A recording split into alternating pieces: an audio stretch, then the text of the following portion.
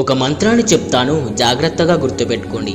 ఈ మంత్రాన్ని సాక్షాత్తు పరమశివుడే వినాయకుడికి రహస్యంగా చెప్పిన నారాయణ మంత్రం. అయితే ఈ మంత్రాన్ని చెప్పే ముందు దాని వెనుకున్న కథ ఏమిటంటే, ఒకానొక సమయంలో దేవతలు మునులు కలిసి ఏ పని చేసినా విఘ్నాలు రాకుండా కొలుచుకోవడానికి ఒక దేవుణ్ణి ప్రసాదించమని వాళ్ళు కోరతారు. అప్పుడు శివుడు వినాయకుడికి కుమారస్వామికి ఈ ముల్లోకాల్లో ఉన్న 300 కోట్ల పుణ్యనదుల్లో స్నానం చేసి ఎవరైతే ముందుగా తిరిగి వస్తారో వాళ్ళే దీనికి అర్హులు అంటాడు.